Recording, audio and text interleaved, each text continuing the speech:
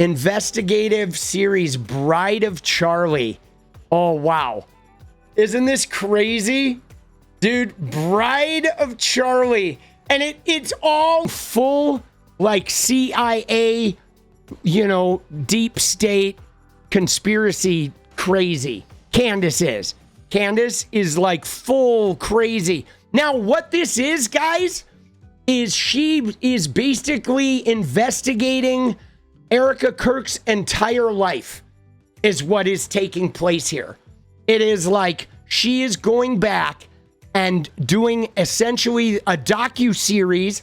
It is an angled docu-series, okay? Because she is not just, hey, let's go look at her upbringing. She is like, no, Erika Kirk is a CIA plant and coordinating with Israel, and let's go look at her upbringing, and I'm going to show you how, like, all this information from her upbringing proves this, okay? That's what's going on. I am going to say to you guys something that, because I don't take this seriously, and I am only amplifying some of this shit because I want to help destroy MAGA, and I want to sort of gut their movement in this election year. I want to create apathy. But guys, I want you to be very careful. If you are going down the Candace pipeline, she is blaming Jewish people for everything. So, like, the anti-Semitism that is undercutting Candace's shit is so deep. You have to be very careful, okay? Because you need to make sure that if you venture into her shit and you start watching this shit, that you don't start buying into her global cabal shit, because that is what is under all of this. Is like Nick Fuentes level anti-Semitism. It is the Tucker Carlson, the deep, you know, they're trying to say that there's a small cabal of Jewish people that are running the whole world and calling the shots. And so you got to be wary that that's underneath all this, and don't get sucked into that, because that's bullshit. Entire investigative series and books were written about Hillary Clinton, Michelle Obama, Meghan Markle, because they're public figures. I've effectively endured 10 years in politics with nonstop exposés and investigations into my background, but we're told Erika is somehow untouchable. Let me tell you something. The truth does not require a multi-million-dollar PR campaign. It also does not fear inspection. So welcome to Bride of Charlie. We have nothing to hide.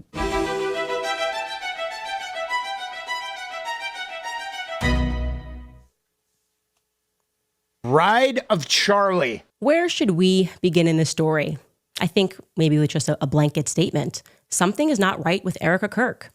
And despite a most aggressive influence campaign, which at one point even included a signed letter from the Secretary of Treasury assuring us that Turning Point is above board, an amazing organization, and despite, in addition to that, a flurry of homosexual men making over dramatic videos about sheer evil.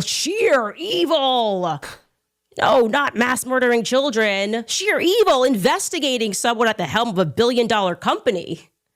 Despite all of that, the public remains unconvinced. Dude, I love how she's like, all the MAGA people are now gay in Candace's world. That she is simply a grieving widow, because she isn't simply a grieving widow. She's also the CEO and chairman of an organization. In fact, during our preparation for this series, an investigative journalist named Elizabeth Lane went viral on X because what she authored about Erika was brilliant. It just was objectively brilliant. It gave voice to what millions of people worldwide were feeling, but didn't exactly know how to express. And I'm going to read you her words in their entirety because I think it's very important, okay? Elizabeth Lane wrote, "I'm going to be blunt. I have reached the point where I find Erika Kirk to be deeply disturbing, not because of rumors or gossip, but because of consistent, observable patterns of behavior. To be clear, everything I say in this post is my opinion. I am not claiming this is a fact. I am saying this is what I think Erika Kirk is. I come from the world of acting and modeling. I have spent years around social climbers, opportunists, image curators, and people who treat relationships like ladders. That is why I left that world. Most of these people are shallow and harmless. A few are dangerous. Erika falls into the latter category not because she is just ambitious, but because of how calculated and performative her ambition appears to be. I believe she may be a psychopath. What stands out immediately is the reaction that she provokes in other people, which is very common with psychopaths. Across the board, including people who support her publicly, the private reaction is the same. It's, I can't watch her. It's not a criticism, it's just a physical discomfort. People turn off interviews because the presentation feels artificial to the point of being unbearable. Dude, I mean, that's not wrong that like her animations and her reactions and her like, oh, I forgive him and crying. It is uncomfortable watching Erika Kirk. Like she is, there is something so deeply wrong with her that it is like, it feels not real, right? You know what I'm saying? Like, that's true. That's not wrong. Let me explain. That kind of response does not happen accidentally and does not happen often. Research in psychology shows that humans are highly sensitive to emotional incongruence, mismatches between a facial expression, tone, and content. When the effect appears simulated rather than genuine, the brain registers it as a threat. This activates discomfort and avoidance, even if the person cannot consciously explain why. So many of us felt this way, but we could not explain why we could not watch her. Yeah, you know what it is, guys? Remember this? When Rittenhouse cried? Remember that? Remember how you watched him cry and it was like, oh my God, it is so fake.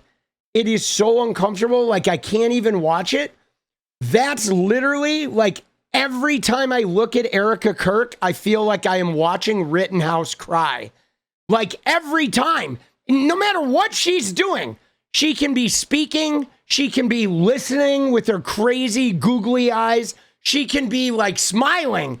Just every time I see her, it is like as offensive to my psyche as watching Rittenhouse cry because she's so fake and so like over the top and stilted, and it's like the energy she's bringing is almost like there's an alien trapped in her body or something. Studies on psychopathy, particularly those building on the work of psychologists like Robert Hare, describe traits such as a rehearsed emotional display and shallow affect. These traits can create what observers experience as an uncanny interpersonal dynamic. The discomfort arises and people want to shut it off because most people rarely encounter extreme affective mimicry in everyday life. So the brain struggles to categorize what it is detecting. She's definitely like lacking some normal human empathy and emotion and just normal sense, right?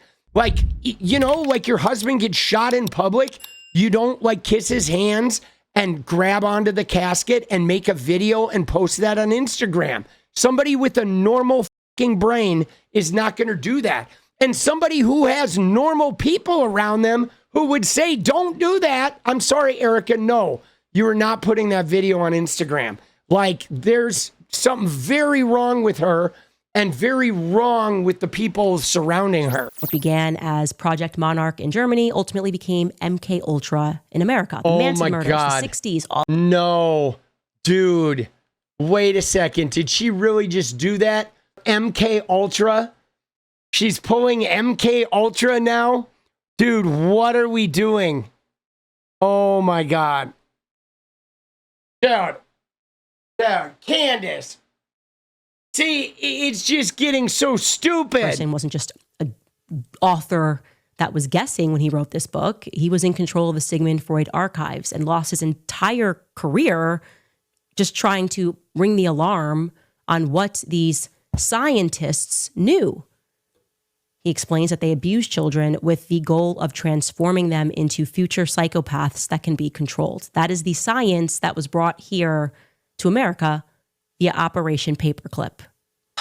What began as Project Monarch in Germany ultimately became MKUltra in America. The Manson murders, the 60s, all of that was our government, CIA gone wild after the assassination of Dude, the Manson murders were not the fucking CIA. What is she talking about, bro?